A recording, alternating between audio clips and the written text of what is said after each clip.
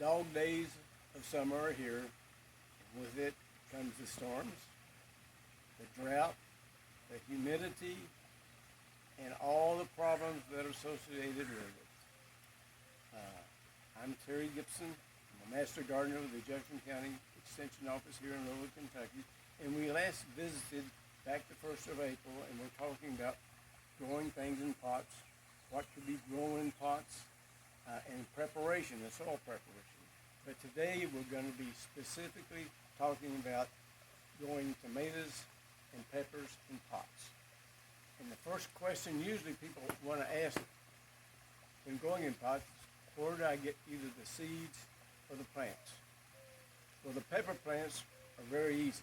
I grow 3 different varieties of peppers. I grow the bell peppers, usually California Wonder, sometimes Big Bertha, Emerald Green. They're ready available at most of any of your garden centers.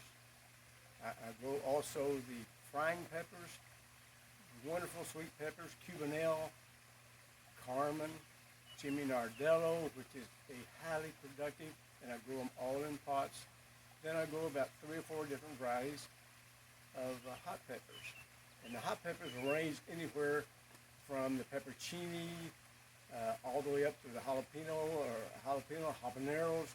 You get into the super hot peppers, the Ghost, the California, or the Carolina Reaper, the real hot peppers that if you're trying to kill your spouse or your partner, you always just feed that to them. They're very easy. The bell peppers usually will produce a good production, would be 7 or 8 peppers per season. Anything above and beyond that would be excellent. When you get to your frying peppers, Cubanelle, Carmen, Jimmy Nardello, they'll produce 20 at least. Good production. Your hot peppers, the Tabasco, I've got a Tabasco right here. It will produce hundreds of peppers, hundreds. It's a pretty plant to grow. This is an Anaheim chili pepper. It'll give you production of probably at least 10 or 12. So the bigger the pepper plant, usually the less quantity that you get.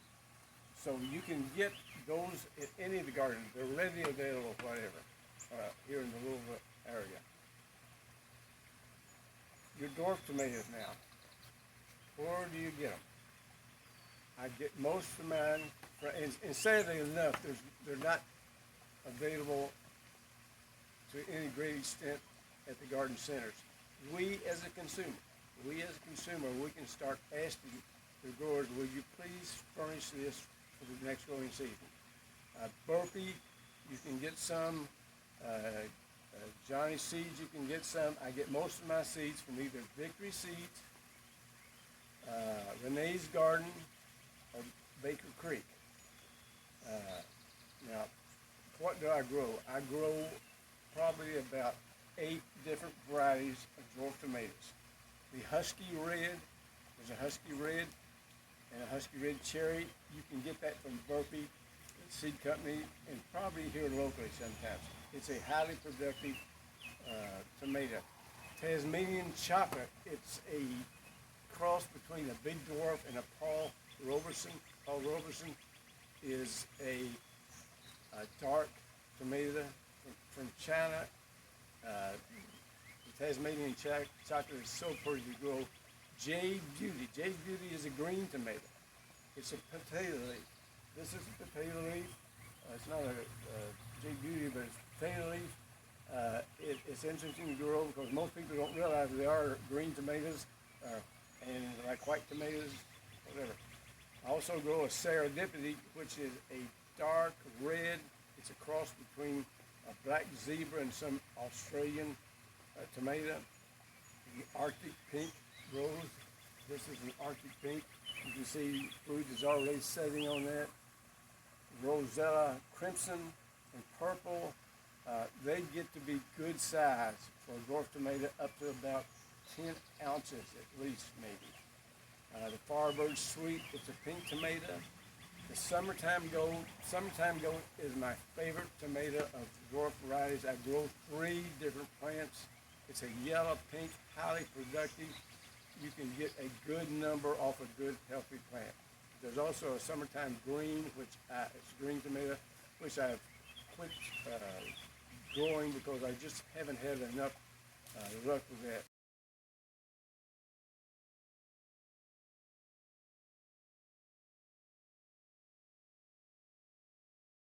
If you see here, there's stakes and cages. These dwarf tomatoes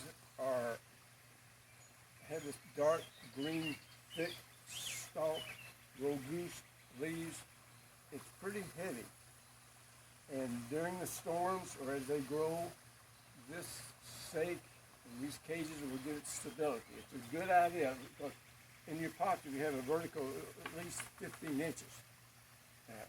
You can put a stake down in it, even in this cloth grow pot. I've got a stake to support this Anaheim chili pepper. So the reason I use stakes and cages is to give it stability. Then, okay. Next question is, in the soil, where do you get your nutrients? And there are 17 elements that are essential for plant growth. Your plants have to get your nutrients someplace. I use at planting time a slow release fertilizer, Osmocote. It's a balanced fertilizer of 14. It releases nutrients over the lifespan of these tomatoes, about 3 months. You can get it where it releases fertilizer up to even 6 months. I spread that around at planting time, and as it's watered, it releases nutrients. Also, I use a water-soluble. There's many out there. I use Monty's. It has the active ingredient of 8-16-8, meaning 8% nitrogen, 16% phosphorus, and 8% potassium. I water it in, and then when the flower sets, I'll fertilize it again with that, and then every 2 weeks through the growing season. Every time we water our plants in pots, some of the nutrients are leached out, so we need to continually add nutrients to the soil in the pots. I also use twice a year Epsom salt. It's made up of magnesium sulfate. It has magnesium and sulfur in it. I do that about 3 weeks into when I plant it, and then I ride it fruit set, I'll do it again. So the nutrients needs to be added to the soil. You can buy soil that has nutrients in it. I'm personally not a big fan of that. You don't know what is in it. You don't know and what concentration is in it. So I use my own. Next question: how often do you water? They tell us our vegetables need 1 inch per week. Now, how on earth do you get out here and measure 1 inch per week? Also, this has so much foliage on it that even in heavy rains, there's not a lot of water concentration in the soil. So I get out here every morning. I stick my finger down in there, and I try to go 4 or 5 inches deep to see the moisture content. Usually on very hot days, and especially since they're sitting on concrete, I have to water every day. And I water in the morning. And I try to water not the foliage at all. Wet is not good on foliage. I try not to water the foliage at all. I water around the base.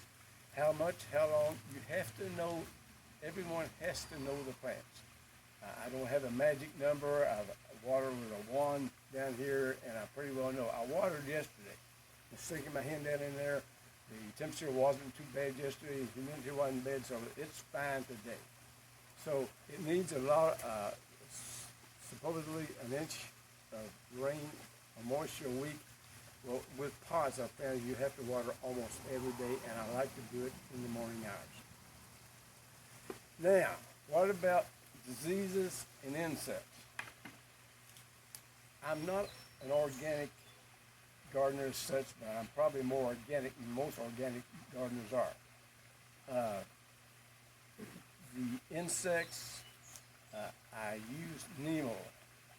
And neem oil, I use it as a concentrate. I mix it up.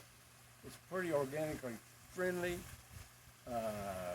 It's good for soft-bodied insects. As you can see, I've got a small problem with some insects. Hopefully they're soft-bodied. Neem oil does a pretty good job of taking care of that. The only problem is it doesn't last a long time, especially with the rains. When the rains come, I'll do that. You can usually do it over a 10 to 14 day period. And what about the dreaded diseases? And most of the diseases with your tomato plants come in the form of a foliar disease. It's usually an early blight, a late blight, a sectorial leaf spot. The difference is it doesn't make any difference. It's just not a good thing. Once your plants get any type of disease, especially a foliar disease, you cannot eliminate it. You can control it, but you cannot eliminate it. You can see here, this here, the lower limb, things are just not looking good. I don't even like to touch it.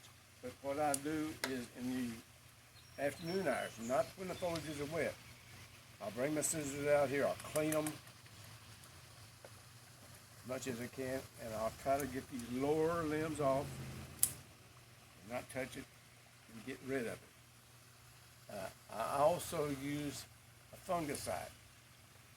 And the UK Extension people told me long ago the best use of the fungicide is to use it as a maintenance type vehicle, because start early, and that way you can eliminate it. But I use a fungicide. It usually comes in the form of fungonil or daconol. The active ingredients is chlorothalonol. I think I'm pronouncing that right. Chlorothalonol. I get it in a concentrate, and I mix it up. But you can go to the garden center, and again, it comes. The brand name is daconil or chlorothalonol.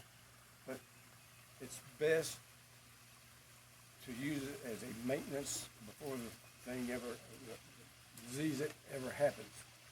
Okay, so we've gone through diseases and insects.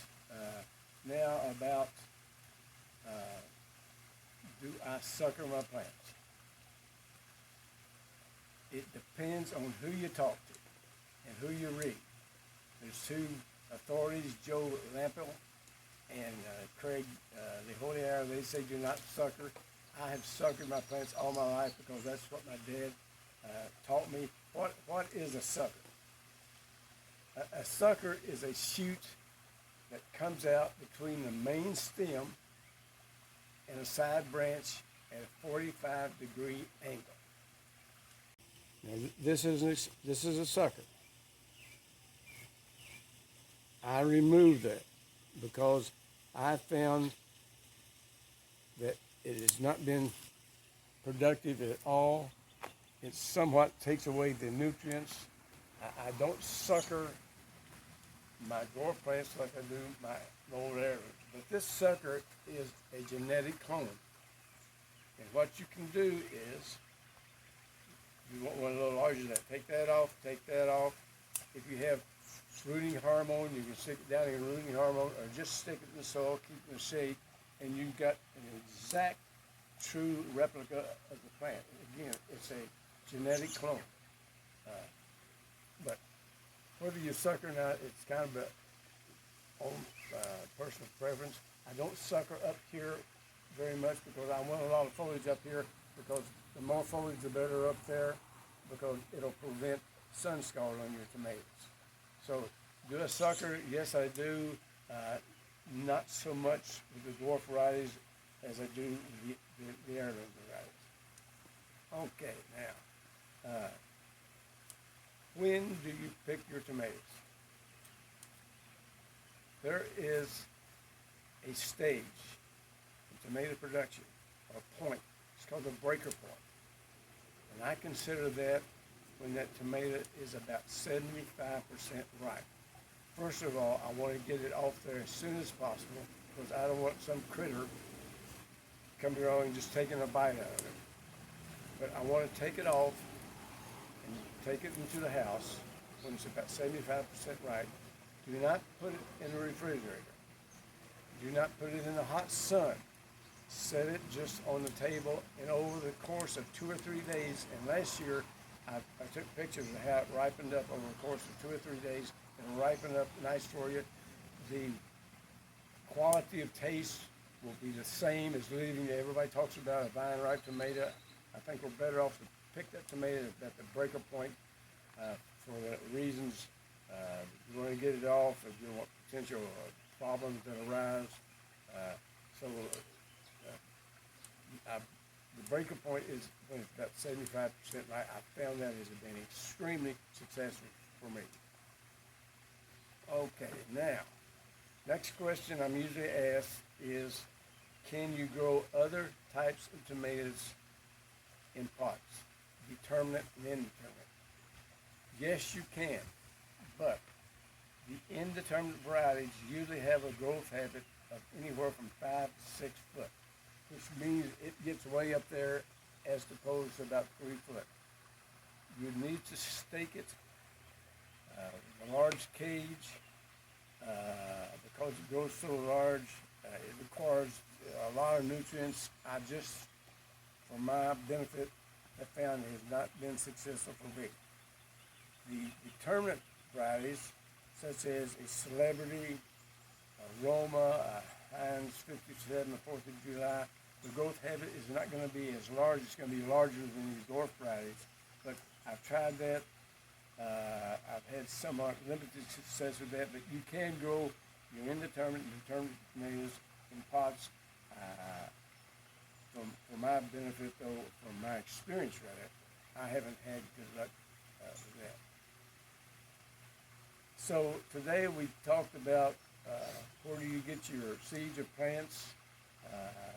Again, the seeds I get from for dwarf varieties from a Victory Seed, a Renee, a Garden, or Burpee.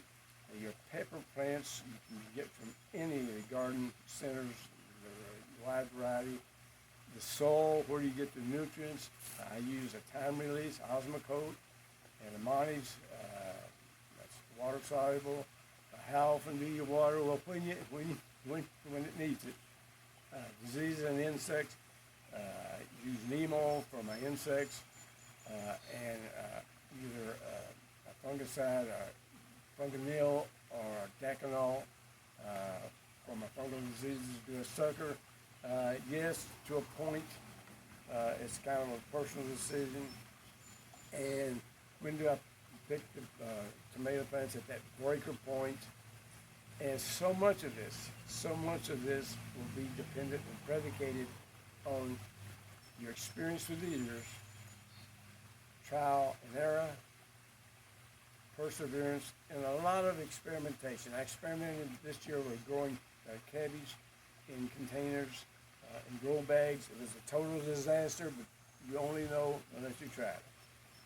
So to wind this up, I want to encourage everybody to think in terms of what I call making your own food happen. Taking a seed or taking a plant, and that seed or plant will develop a flower. And that flower will turn into a fruit. And you come home and you picked your tomato, you picked your pepper, or you picked your green beans, and you made your own food happen.